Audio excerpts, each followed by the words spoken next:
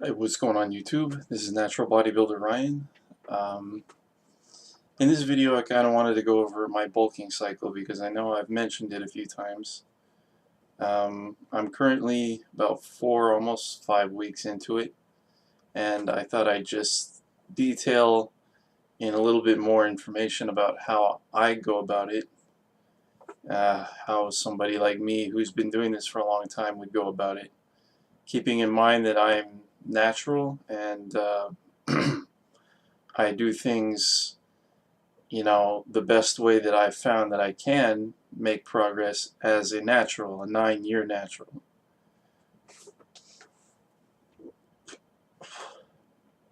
Okay, so first let's go over some of the basics. Let's go over the macros. Macros I'm following for this bulk are as follows. 1.5 grams of protein per pound of lean body mass. If you were to factor protein in terms of total body weight, which currently is 172, then I would be at about 1.1 to 1.2 grams of protein per pound of body weight. But in terms of lean body weight, it's always 1.5 grams times lean body weight in pounds. I don't know the conversion in kilograms. I always get 0.4 grams of fats per pound of total body weight. So for me right now, that's about 68 grams. Some people say that's low. It may be low. I just find that if I eat too many fats, then I don't get enough carbohydrates and I can't maintain intensity in the gym. So I take 0.4 grams per pound of total body weight. And then the rest I fill in with carbohydrates. Now, in terms of food selection, really doesn't matter, man. I'm one of those people who used to be more bro about how I ate, in previous training years, and in the past 2 years, what I found is that whole "if it fits your macros" crowd. That is like the most breakthrough thing I think I've ever experienced in fitness, because literally that concept has dramatically changed the way I live my life, to be quite honest with you. I mean, I've been doing that for almost 2 years, and it's taking so much stress out of just planning your diet. And it works. It doesn't have any downside as long as you are consistent in hitting your macros and you count your calories and you get high quality protein sources most of the time. As long as you're not eating just like total bullshit junk food all the time, it really doesn't matter. Like, I'll have a burger, I'll have, you know, I don't know, baked goods or whatever the fuck. It doesn't matter. I meet my macros and that's it.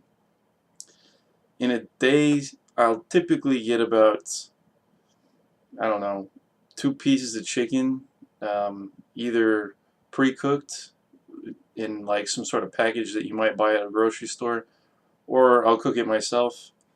I might make like 2 cups of egg whites, and I'll take some protein powder, and then the rest of the protein I'll get from incomplete sources, such as grains, beans, etc. And I do factor those grams of protein into my count. Carbohydrate sources, I'll get complex, I'll get simple, doesn't matter. I tend to prefer complex, especially around a workout, and because they're less total calories, but I'll eat simple too, as long as it's filling. That's kind of that's kind of what I shoot for.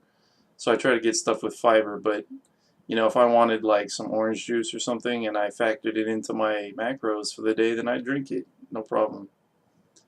Fats, I usually get the fats from the protein sources themselves, but at the end of the day, if I still need some fats, I'll throw in some almonds or some peanut butter.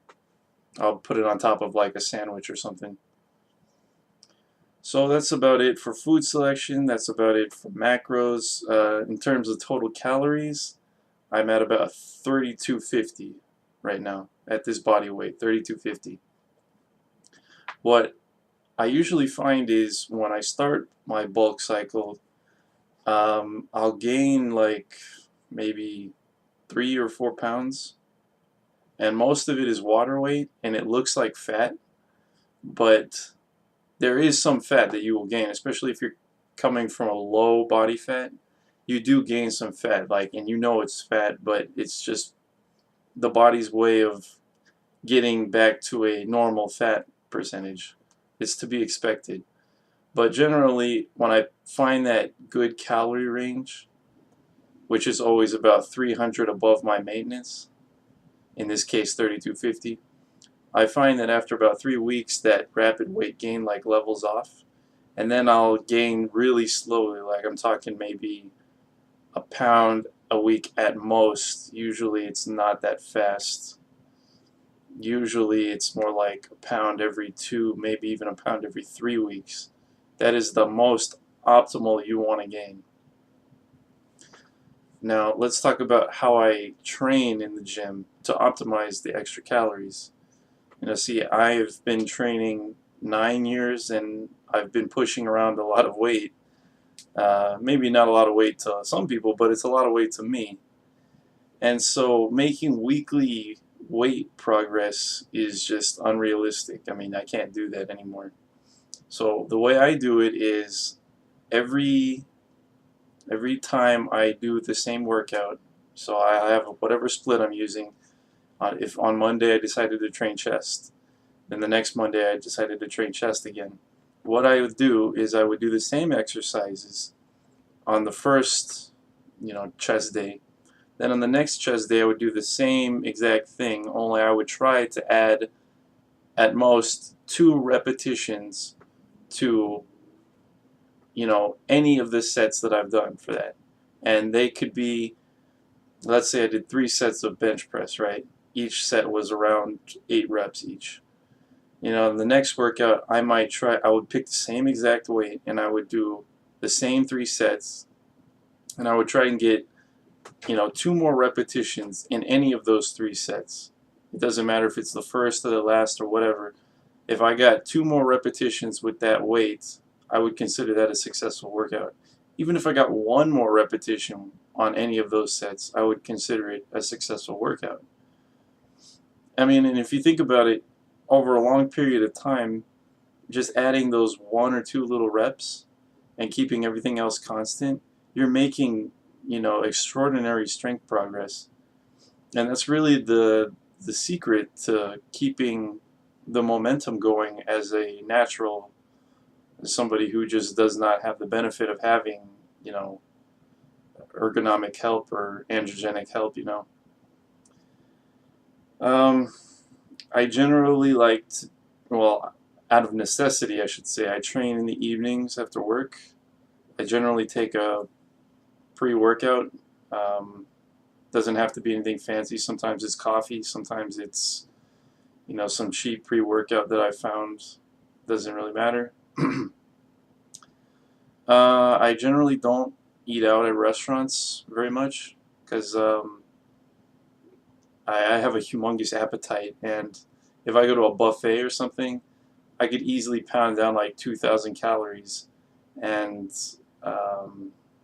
I need those calories around the workout, so I don't usually do that. I might do it on a special occasion, but generally no. So you might see some of these dudes on YouTube who are going to buffets regularly. That's not me. I couldn't do that. I know how many calories I need to gain weight, and I could easily eat that much at a buffet, so I don't do that. I generally like to either cook food myself or buy food that has a clearly labeled calorie count on it. So, and I'll do this for, typically it's 8 weeks, but if the gains are coming very slow and clean, like it looks like I'm not putting on that much fat, I might continue it until 16 weeks. But it really all depends, and that's kind of something that comes with experience as a natural trainer. Is you got to kind of know if you're gaining too much fat, you need to slow down you need to bring down your calorie surplus. If you're not gaining any strength, then obviously you need to increase your calories by a little bit, and you need to be okay with putting on a little fat, but you also need to be okay with changing things up or even reversing and going into a cut whenever and wherever you notice that things have just gone as far as they can go. Like if you need to start cutting, you need to be okay with that. And I'm okay with that, because I like both processes. I like bulking, I like cutting, I like maintaining. If you can learn to like all of them, I mean, you're really set. There's nothing that you can't do. So, that's about it. That's an overview of my bulk cycle. That's the way I'm doing things right now. Um, I've attached, a quick series of poses. This is about 4 weeks into a bulk, and you can see, how the body composition looks and kind of how I judge a successful bulk 4 weeks in based on these poses. Like you can see, I haven't put on a whole lot of fat, and that's intentional. As somebody who doesn't have the help of steroids, you don't want to put on a whole lot of fat, especially as an advanced lifter. I mean, extreme bulking is not going to benefit me at all, so I don't do that. So anyways, I hope this video was helpful for you. If you have any more specific questions, please feel free to message me or comment below, like the video, and I'll talk to you next time. Thanks.